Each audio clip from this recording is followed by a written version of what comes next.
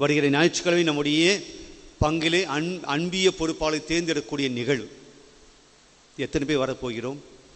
என்னுடைய அன்பிய பொறுப்பாளரை தேர்ந்தெடுக்கக்கூடிய கடமை என்னிடம் இருக்கிறது. என்னுடைய அன்பியத்தை நன்றாக கொண்டு வரக்கூடிய கடமை என்னிடம் இருக்கிறது. நல்ல பொறுப்பாளரை தேர்ந்தெடுக்க வேண்டும். நான் போயிட்டு மாட்டிப்பேன், என் தலைமையில் கட்டிடுவாங்க, ஐயோ எனக்கு இந்த ரெஸ்பான்சிபிலிட்டி வேண்டாம், நான் இந்த பொறுப்பு எடுத்துக்க மாட்டேன், அதனால் போயிட்டு மாட்டிப்போம், போகாமல் இருந்தால் தப்பிச்சுப்போம். இந்த மனநிலையில் எப்படி ஊழியக்காரன் என்று சொல்ல முடியும்? நான் ஆலயத்துக்கு ஊழியம் செய்கிறேன் என்று எப்படி சொல்ல முடியும்? இன்றைக்கு திருவை, இன்றைய வழிபாடு நம்மை அழைக்கிறது, ஊழியக்காரனாக மாறு. நான் உன்னை தாயின் வயிற்றில் இருக்கிற போது நான் ஊழியக்காரனாக உன்னை அழைத்தேன், நீரே என் ஊழியன், உன்னால் நான் மாட்சியுறுகிறேன் ஆண்டவர் சொல்கிறார். உன் ஊழியத்தை பார்த்து, உன்னுடைய பணியை பார்த்து நான் மாட்சி அடைகிறேன், நான் பெருமைப்படுகிறேன். இன்னைக்கு என்னை பார்த்து சொல்ல முடியுமா? உங்களை பார்த்து சொல்ல முடியுமா? ஆண்டவர், உன் ஊழியத்தை பார்த்து நான் பெருமைப்படுகிறேன், உன் ஊழியத்தை பார்த்து நான் மாட்சி அடைகிறேன், நான் மகிழ்ச்சி அடைகிறேன் என்று இன்னைக்கு ஆண்டவர் நம்முடைய ஊழியத்தை பார்த்து சொல்ல முடியுமா?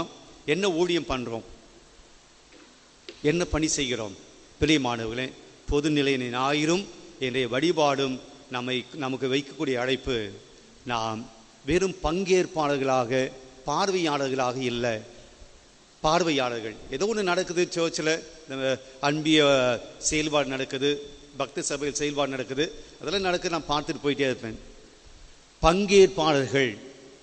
பங்கேற்பாளர்களாக மாற வேண்டும். திரு அவை இன்றைய பொதுநிலை ஞாயிறை அதைத்தான் சொல்கிறது. பொதுநிலையினர் பங்கேற்க வேண்டும், ஒவ்வொரு பங்கிலும் பங்கேற்க வேண்டும். ஆனால் பங்கேற்கிறவர் எப்படி இருக்க வேண்டும்? அதையும் பவுலடிய சொல்கிறார்.